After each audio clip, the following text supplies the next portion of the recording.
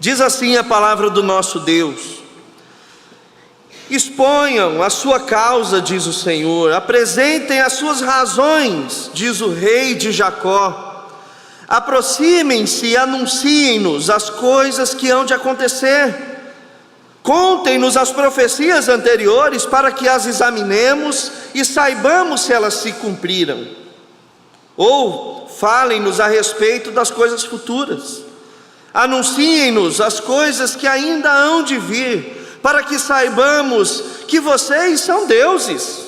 Façam alguma coisa, seja boa ou seja má, para que fiquem com medo e juntamente o veremos. Eis que vocês são menos do que nada, e menos do que nada é o que vocês fazem. Abominável é quem os escolhe. Do norte suscitei um homem, e ele vem desde o oriente, onde nasce o sol. Ele invocará o meu nome, pisará os governantes como se fossem lama, como o oleiro pisa o barro. Quem anunciou isso desde o princípio, a fim de que possamos saber? Quem falou disso antecipadamente, para que digamos, é isso mesmo? Mas não houve quem anunciasse, quem proclamasse, nem ainda quem tivesse ouvido qualquer palavra da parte de vocês. Eu sou o que primeiro disse a Sião: ei-los aí, e a Jerusalém dou um mensageiro de boas novas. Quando eu olho, não há ninguém entre eles, não há nenhum conselheiro a quem eu pergunte e me responda. Eis que todos são nada, as suas obras são coisa nenhuma, as suas imagens de fundição são vento e vácuo. Eis aqui o meu servo, a quem sustenho, o meu escolhido, em quem a minha alma se alegra. Pus sobre ele o meu espírito, e ele promulgará o direito para os gentios. Não clamará, não gritará, nem fará ouvir na praça a sua voz. Não esmagará a cana quebrada, nem apagará o pavio que fumega. Com fidelidade promulgará o direito. Não desanimará, nem será esmagado, até que a justiça na terra, a justiça e as terras, que estabeleça na terra a justiça, e as terras do mar aguardarão a sua doutrina. Assim diz Deus, o Senhor, que criou os céus e os estendeu, que formou a terra e tudo que ela produz, que dá fôlego de vida ao povo que nela está, e o espírito aos que andam nela. Eu, o Senhor, chamei você em justiça. Eu o tomei pela mão, o guardarei, farei de você mediador da aliança com o povo, e luz para os gentios, para abrir os olhos dos cegos, para tirar da prisão os cativos e do cárcere os que jazem em trevas. Eu sou o Senhor, este é o meu nome. Não darei a mais ninguém a minha glória, nem a minha honra às imagens de escultura. Eis que as primeiras predições já se cumpriram, e agora eu lhes anuncio coisas novas, e antes que se cumpram, eu as revelo a vocês. Cantem ao Senhor num cântico novo, que Ele seja louvado desde os confins da terra, pelos que navegam no mar, por todas as criaturas que vivem nele, e pelas terras do mar e os seus moradores. Ergam a voz o deserto, as suas cidades e as aldeias que habitam por Quedar. Exultem os que habitam em Selá, e clamem do alto dos montes. Deem honra ao Senhor e anunciem a sua glória nas terras do mar. Louvado seja Deus pela sua palavra. Mantenha a sua Bíblia aberta e vamos orar ao Senhor mais uma vez. Querido e bondoso Deus, muito obrigado por essa manhã onde nós nos reunimos como família. Não há melhor adjetivo ou significado para nós que fomos comprados pelo sangue precioso de Jesus Cristo do que família, família da fé, co-irmãos de Cristo Jesus. E agora o Senhor nos une através da Tua palavra, para aquilo que o Senhor deseja falar aos nossos corações nessa manhã. Por isso fala a nossa alma, o nosso espírito, Deus. nos consolando, nos exortando e nos edificando para a honra e glória do Teu nome. Que o Teu Espírito faça isso, Deus. Oramos em nome de Jesus, amém.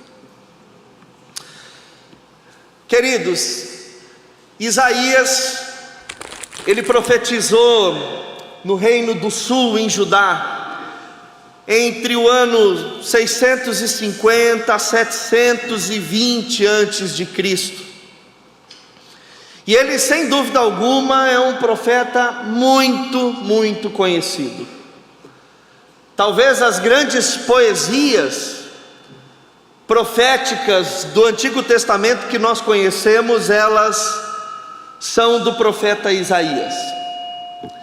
Mas a palavra de Isaías, em vários momentos, é uma palavra dura, especialmente porque dentro do livro de Isaías, que é um livro grande, um dos maiores do Antigo Testamento, existem livros menores, divisões temáticas.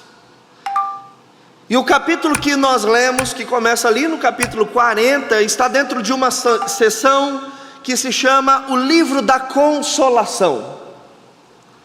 E sabe por que esse livro dentro de Isaías se chama livro da consolação? Porque Isaías vem batendo com força, através da palavra do Senhor ao povo.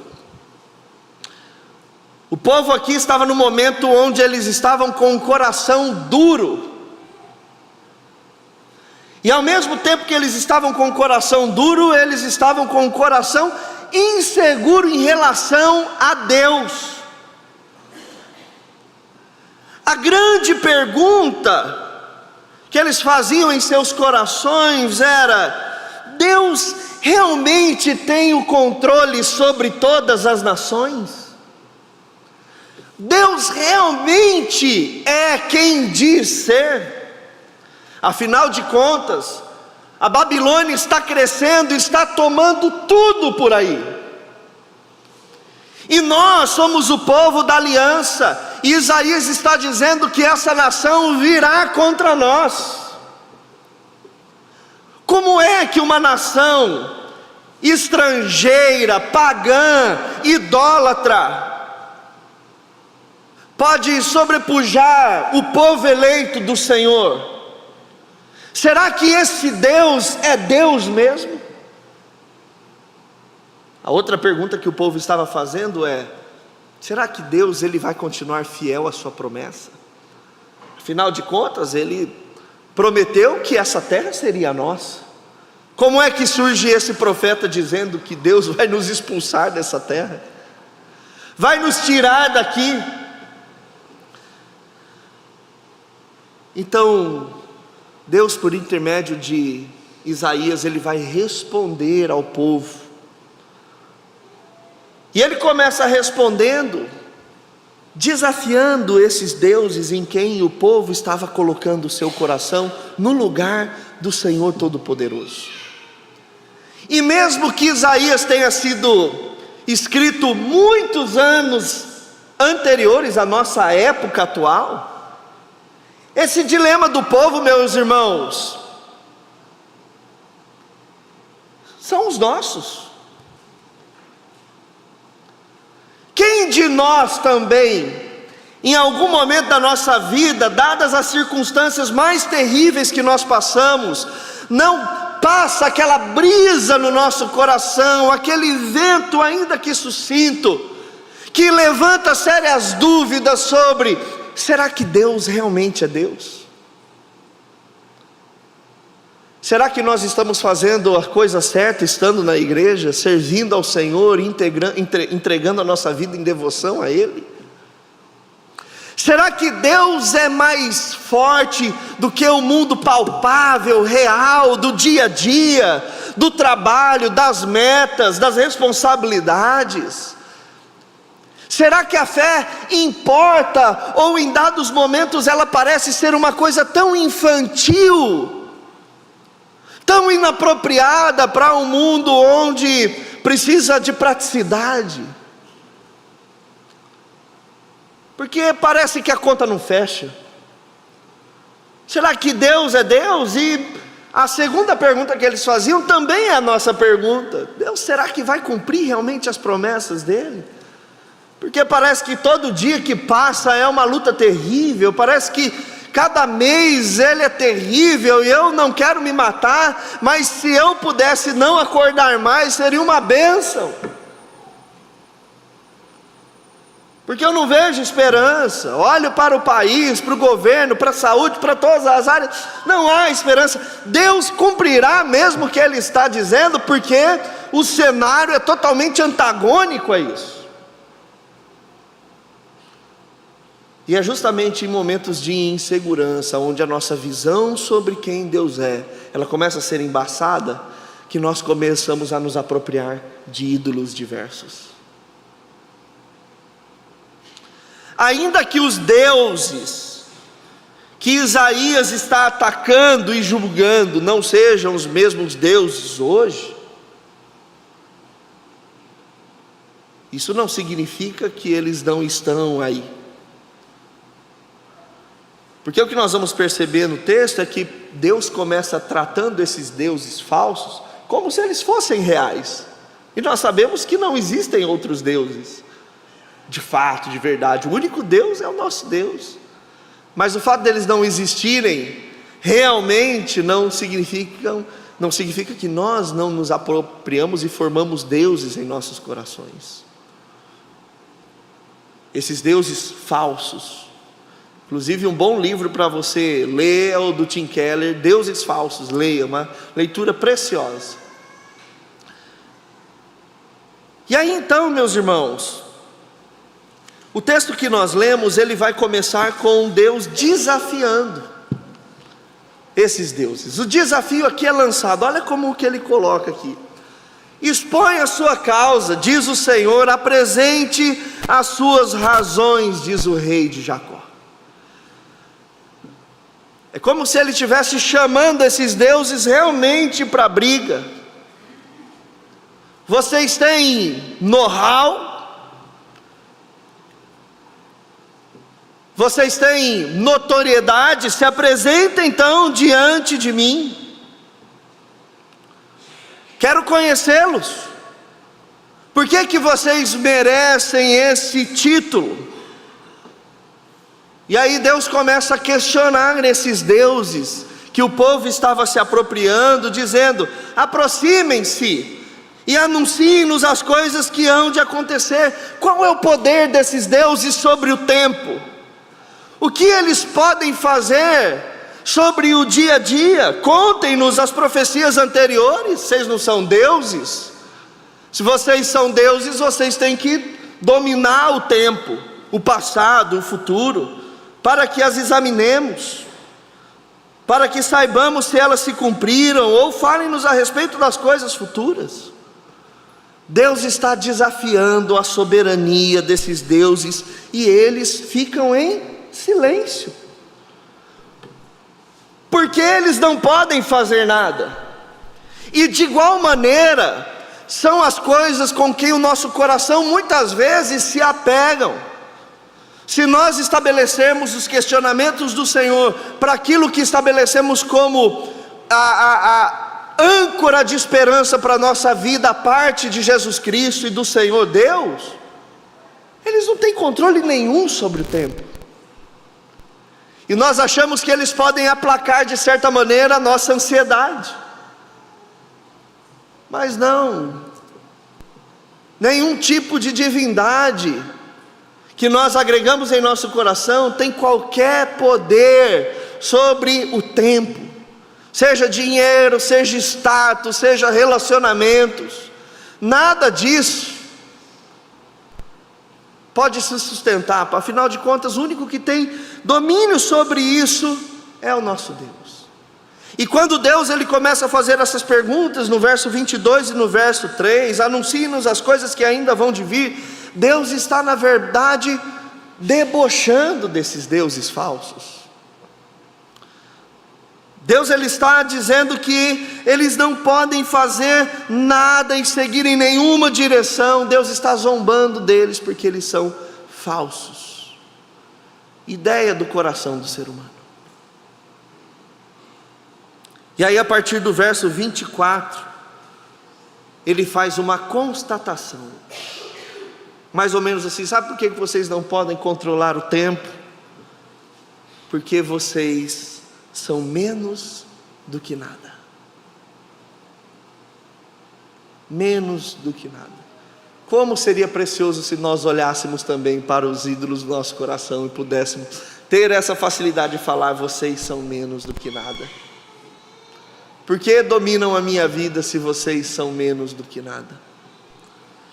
E aí então Deus ele reforça isso dizendo: e menos do que nada não é só o que vocês são, é o que vocês fazem também.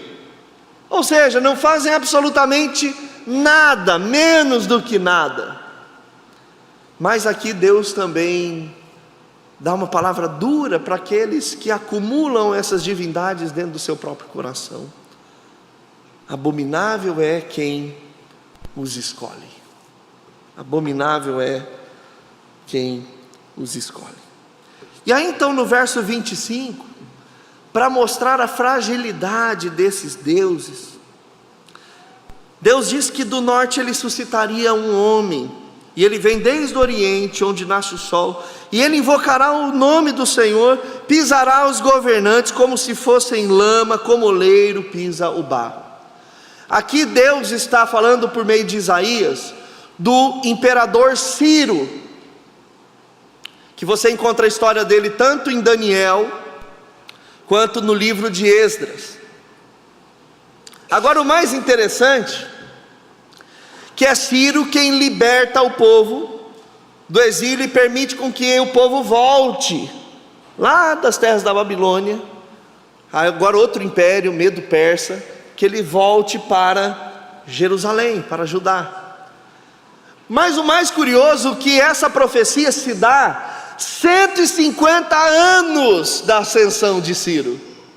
Ciro nem existia. E Deus aqui ele está dizendo que Ele é soberano, e que aquilo que ainda nem existe, mas só pelo fato dele decidir acontecer, acontece. Ciro é aquele que virá do norte. Você pode ver inclusive mais profecias sobre Ciro, como Deus vai usar Ciro, lá em Isaías 44 e no capítulo 45. E aí Deus mais uma vez ele faz um desafio à soberania desses deuses. Ele fala: quem anunciou isso desde o princípio, a fim de que possamos saber? Quem falou disso antecipadamente para que digamos é isso mesmo? Não houve quem anunciasse. Esses deuses falsos, eles não são soberanos. Eles não podem dizer nada. E aí então aqui ele faz a cartada final nesse discurso de desafio, que é a conclusão dele mesmo sobre esses deuses. Ele diz assim: eu sou o que primeiro disse, a profecia de si, mesmo sem ela acontecer ainda, mas vai acontecer. Ei-los aí, e a Jerusalém dou um mensageiro de boas novas. Como eu disse, Ciro ele tinha boas novas porque ele fez com que o povo retornasse à sua terra. Quando eu olho, Deus falando para esses deuses, eu olho, não há ninguém entre eles, não há nenhum conselheiro, não há nada de bom, a quem eu pergunte me respondam. Eis que todos são nada, suas obras são coisa nenhuma, suas imagens de fundição são vento e são vácuo, não tem vida, não tem substância, não tem nada. Irmãos, isso que Deus está falando para aqueles deuses daquela época, é a mesma coisa que Deus fala para os deuses que nós acumulamos no nosso coração, as coisas onde nós colocamos expectativa, esperança e segurança. São vento e vácuo. Todos são nada em suas obras. mas parece que fica um lugar vazio. Então o que nós teremos? E aí então é quando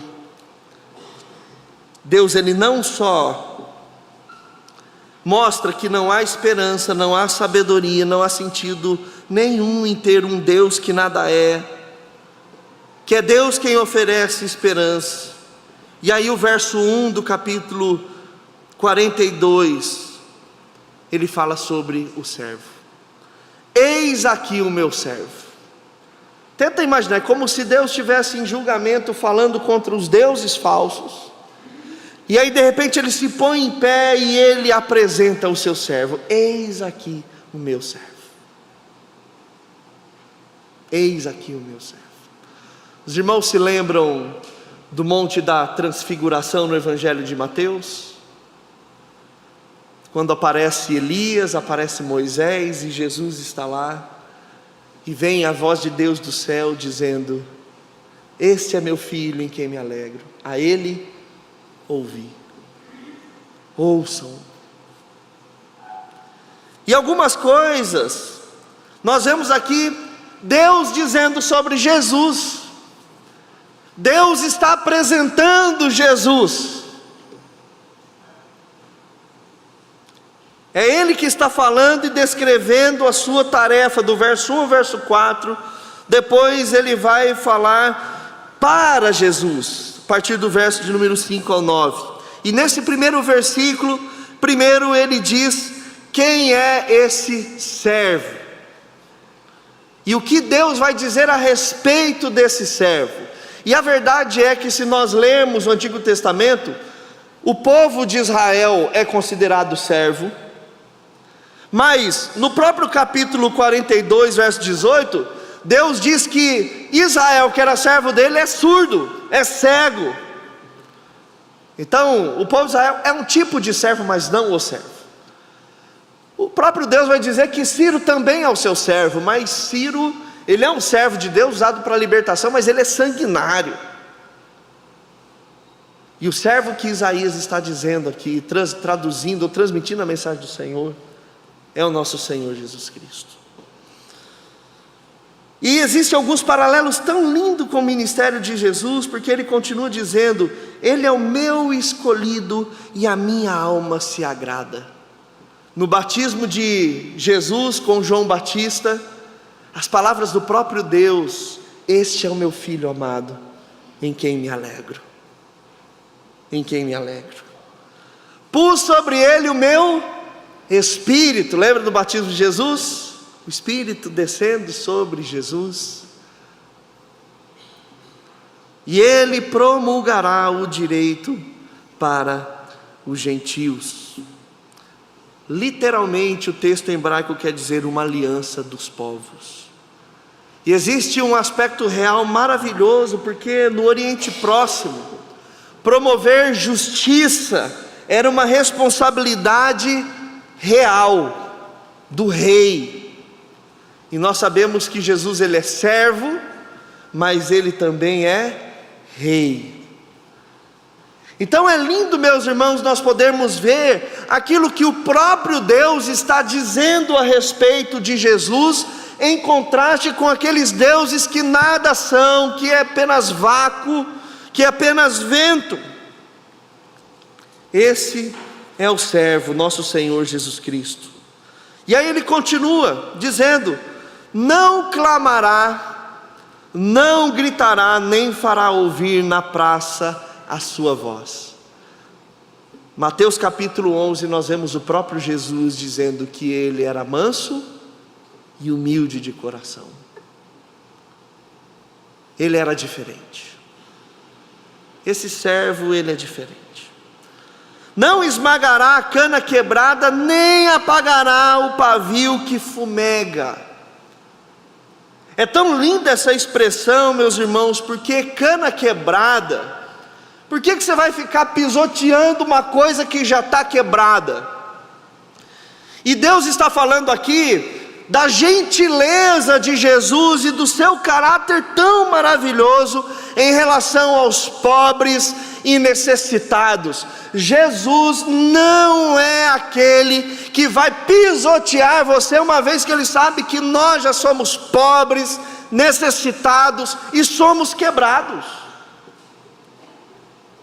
Muitas vezes o povo de Deus olha para Deus como aquele impetuoso juiz no tribunal, ou como aquele ancião com uma barba branca que vai do seu pescoço até os seus pés, com um raio na cabeça, pronto para jogá-lo na cabeça do primeiro que vacilar. Mesmo que Deus seja um Deus justo, um Deus que se ira e que pune sim a transgressão,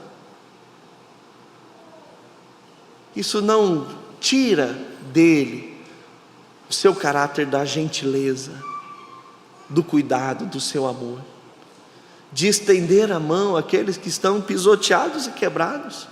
Irmãos, lembre da sua vida. Eu lembro da minha vida. Nós estávamos como cana quebrada, e Ele, ao invés de nos pisotear, não, Ele foi lá e estendeu as suas mãos. E Ele também usa uma outra figura aqui, que é o pavio que fumega. Sabe quando você apaga a vela num parabéns, e aí fica aquela fumacinha? Tem muito a ver com a nossa fé, que muitas vezes no nosso dia a dia ela vai se esvaindo. Quem de nós às vezes não dá aquela vacilada, titubeia na nossa caminhada cristã, às vezes nos falta perseverança. Ele não vai ficar apagando o pavio que já está apagado. Pelo contrário, Ele também é quem estende as suas mãos. Se nós olharmos para Jesus, meus irmãos, lembre-se da história da mulher samaritana, lembre-se dos leprosos. Maria Madalena, quem Jesus expulsou inúmeros demônios. Zaqueu, o publicano de Jericó e o cego de Jericó, dois contrastes. Jesus é esse que estende a sua gentileza, o seu amor. E o texto continua ainda aqui: com fidelidade promulgará o direito, não desanimará, nem será esmagado até que estabeleça na terra a justiça, e as terras do mar aguardarão a sua doutrina. O que Deus está dizendo é que Jesus não abandonará a missão dele. Ele é um servo, e um servo que cuida de tudo. Nós podemos nos lembrar da figura do servo de José, como ele cuidou da casa de Faraó, da casa de Potifar, perseverando, não desistindo da missão. E José era um tipo de Cristo, e Jesus permanecerá na sua missão até o fim. João 13, verso 1 diz que Jesus, tendo-os amado, amou-os até o fim. João capítulo de número 10: ninguém tira a minha vida, mas eu a dou por minha própria vontade. O que Deus está dizendo sobre Jesus é isso, que com fidelidade Ele vai continuar estabelecendo justiça, o pacto, não desanimará, não será esmagado, estabelecerá a justiça na terra. E aí então do verso 5 ao verso 7 nós vamos ver o que Deus disse a Jesus. É tão linda essa relação entre pai e filho. Primeiro Ele está dizendo coisas sobre Jesus, quem Ele é. Agora Ele vai dizer a Jesus: assim diz Deus, o Senhor que criou os céus e a terra, que formou a terra e tudo que ela produz, que dá fôlego de vida ao povo que nela está, e o espírito aos que andam nela. Eu, o Senhor, chamei você em justiça. Que lindo ver Deus falando isso para Jesus. eu o tomarei pela mão, o guardarei e farei de você mediador da aliança com o povo e luz para os gentios. Isso se cumpriu, meus irmãos, porque nós somos os gentios, e nós estamos aqui adorando o Senhor, bendizendo o seu nome, para abrir olhos dos cegos, para tirar da prisão os cativos, e do cárcere os que jazem em trevas. É tão lindo porque quando João, lá em Mateus capítulo 11, ele dá uma missão para os discípulos, João Batista. Os discípulos, ele fala assim: vão até Jesus e pergunte se ele é o Cristo, ou se nós devemos esperar outro. Aí os discípulos chegam a Jesus, os discípulos de João Batista, e Jesus mesmo responde: diga a João, os cegos veem, os coxos andam, os leprosos são purificados, os surdos ouvem, os mortos são ressuscitados, os que jazem nas trevas, e aos pobres está sendo pregado o Evangelho. Aqueles que são cana quebrada, pavio que fumega. É isso que Deus está dizendo a Jesus. Versos 8 e 9, a gente vê essa interação linda da Trindade. Eu sou o Senhor, este é o meu nome. Não darei a mais ninguém a minha glória, nem a minha honra, as imagens de escultura. Eis que as primeiras predições já se cumpriram, agora eu lhes anuncio coisas novas, e antes que se cumpram, eu as revelo a vocês. Porque talvez chegamos nessa parte do texto e podemos pensar assim: quem é que manda mais? Talvez você já tenha se perguntado: Deus manda mais que Jesus? Porque às vezes quando a gente olha Deus, o servo, e Deus parece que falando o que vai fazer com Jesus e através de Jesus, falando coisas de Jesus, pode ser que o desavisado pense assim: parece que Jesus ele é uma segunda categoria. Existe Deus, existe Jesus e existe o Espírito Santo. Mas o que nós vamos ver é que não existe esse tipo de relação na Trindade. O que existe é a gente chama isso de dança da Trindade, a economia da Trindade. Ainda que eles tenham uma obra distinta de cada pessoa da Trindade, há uma harmonia totalmente perfeita, onde Deus ou Jesus, o servo, não ficam envaidecidos, porque aqui ele fala: eu sou o Senhor, este é o meu nome, não darei a mais ninguém a minha glória. Mas e esse servo? Porque parece que ele está com tudo. Não, mas é o próprio Deus. Embora Pai, Filho, Espírito Santo sejam plenamente Deus e compartilhem da mesma essência divina e sejam iguais em poder e glória, eles se relacionam na revelação da sua obra e desempenham funções específicas. Aí sim ao Deus Pai, aí sim ao Deus Filho, e assim o Deus Espírito Santo. Não um mais forte ou mais importante que outro, mas cada um dentro da sua função. Efésios 1 vai dizer isso, que o Pai escolhe, o Filho elege, o Espírito Santo sela. Essa é a dança da Trindade que Deus está dizendo aqui. E aí então ele finaliza o texto de modo tão lindo, falando qual é o cântico dos redimidos. E esse trecho ele acaba com uma canção. E os irmãos se lembram qual foi a pergunta lá do início? Será que Deus continua sendo Deus mesmo? Será que Ele honrará as suas promessas? Será que Ele se importa com uma humanidade em uma condição desesperadora? Irmãos, a resposta é sim. Sim, completamente sim. E como nós vamos responder a isso? Cantando. Isso é fabuloso, porque às vezes a gente pensa que música não tem importância, mas a maneira como nós respondemos a mensagem de salvação é cantando ao Senhor um cântico novo. E nós temos aqui uma linda canção, e é uma canção missionária, Cantem ao Senhor um cântico novo, que Ele seja louvado desde os confins da terra, pelos que navegam no mar, por todas as criaturas que vivem nele, e pelas terras do mar e os seus moradores. Ergam a voz o deserto, as suas cidades, as aldeias habitadas por Quedar. Exultem os que habitam em Selá, clamem dos altos montes, deem honra ao Senhor e anunciem a sua glória nas terras do mar, nas terras longínquas. Nós respondemos ao Senhor com música e com missões. Esse é o texto que nós lemos nessa manhã. Maravilhoso, meus irmãos, uma profecia sensacional. Então eu gostaria de fazer algumas aplicações à nossa vida nessa manhã, bem rápida.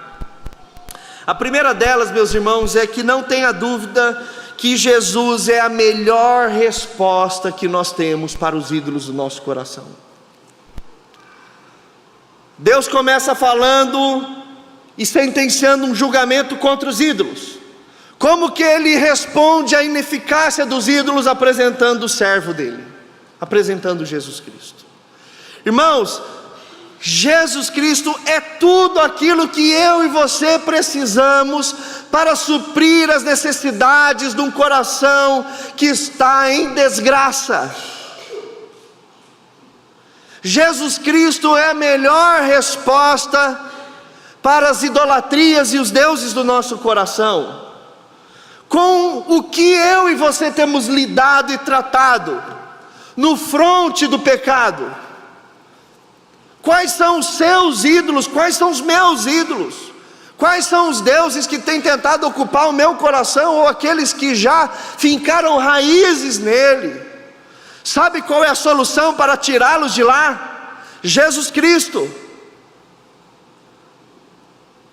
Ele é aquilo que nós precisamos para de fato mudar a nossa vida. Nós precisamos crer de todo o nosso coração que Jesus é aquele que pode sim mudar quem nós somos. Os ídolos do nosso coração muitas vezes dizem assim: você vai ser sempre assim, você nasceu assim, foi criado assim, a sua criação foi assim, você não vai mudar.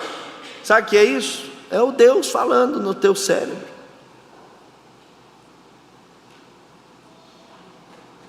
E a gente, para não ter que arrancar esse ídolo do coração, esse Deus do nosso coração, e substituí-lo por Jesus Cristo, a gente fala assim: não, eu não mudo mesmo, eu sou assim, minha vida vai ser assim, já estou velho demais para mudar, as pessoas que me aturem, ou o jovem, né? Não tenho que mudar nada, não, eu estou certo, sempre certo. Meus irmãos, bobagem, bobagem. A melhor resposta contra as idolatrias do nosso coração é Jesus. Ele é o servo apresentado por Deus, aquele que traz a boa notícia que pode mudar a nossa vida. A segunda aplicação desse texto, meus irmãos, é que Jesus é o servo gentil. Jesus é aquele que promove cuidado para as nossas vidas.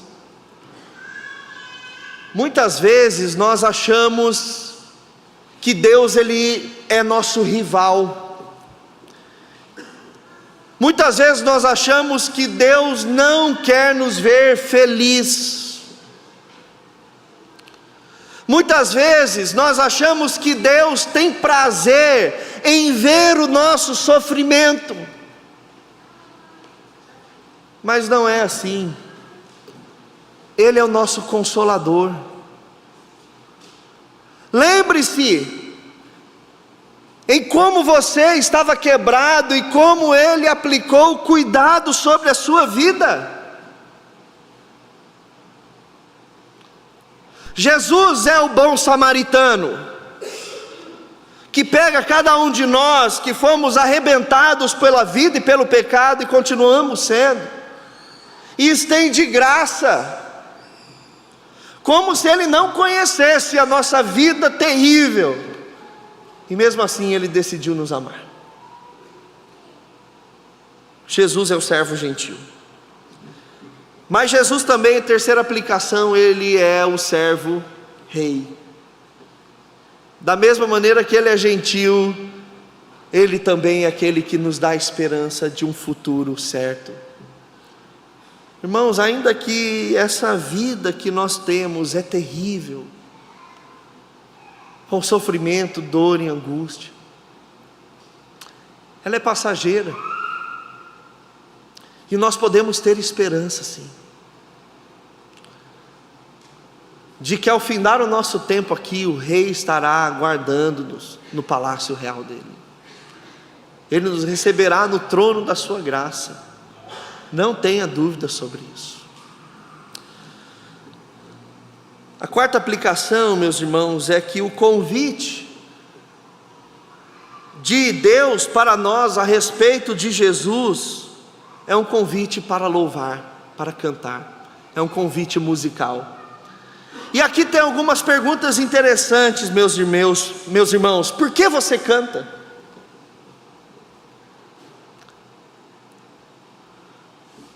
Você canta?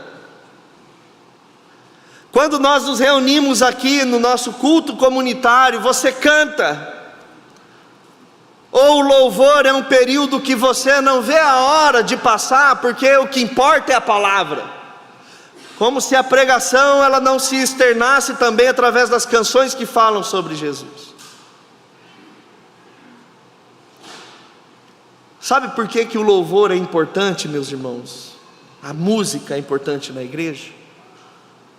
Ela não foi colocada porque Calvino teve a ideia de acrescentar música na formação litúrgica. Não é Calvino que nos convida a cantar, não é Lutero que nos convida a cantar, não é o pastor Davi, o conselho da primeira IPI que convida você a cantar. Quem nos convida a cantar é o Senhor. Como é que abrimos mão de um convite que é feito por Deus? Inclusive, meus irmãos, de modo muito amoroso, é importante destacar um encorajamento para que a gente chegue no horário do culto. Nós precisamos cantar juntos. Você sabe que no tempo que eu e a Adriana nós ficamos em missões, o dia mais triste nosso era o domingo. E não porque no domingo nós não podíamos ir na igreja, nós podíamos ir na igreja, mas no domingo era o dia onde nós almoçávamos sozinhos.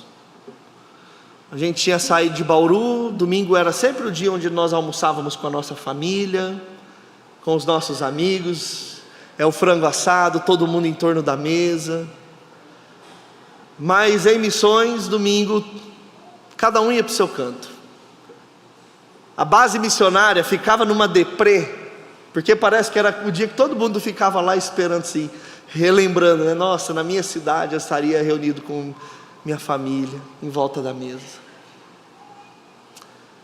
Irmãos, no domingo o culto faz sentido se nós nos reunimos como família. O chegar atrasado no culto não é só uma questão logística. Nós estamos tocando num ponto importante que Deus estabeleceu para a sua igreja. Independente do nosso gosto ou não, independente, o som é muito alto ou não, não é essa música que eu queria cantar ou não, esse é o convite de Deus. Como é que a gente abre mão e fica com a consciência em paz em relação ao convite do Senhor para as nossas vidas? Irmãos, isso daqui, eu só estou trazendo isso porque é a maneira como Deus disse que nós respondemos ao servo, a obra do servo. Cantem! E a gente tem que mudar a chavinha. Quando nós nos reunimos domingo, nós reunimos para cantar ao Senhor. Não como apenas uma inserção litúrgica, porque o culto tem que ter 1h30 e a gente tem que ficar colocando e conectando muita coisa. A gente só canta porque Deus disse. Se Ele não disser, a gente não cantaria, não precisava. É a resposta do Senhor. E por fim, a última aplicação: missões também é parte dessa resposta que nós damos a Ele. Porque música e missões, curiosamente atreladas juntas, nós proclamamos as boas novas do Evangelho também aos outros povos. A nossa alegria pelo servo que derruba cada um dos deuses falsos, a alegria de que Ele é a nossa esperança, que Ele cuida de nós, que Ele não nos esmaga, produz em nossos lábios não só um canto novo, um cântico novo, mas também produz um senso de missões, de proclamar essa boa notícia a todos os povos. Que Deus nos abençoe, meus irmãos, em nome de Jesus.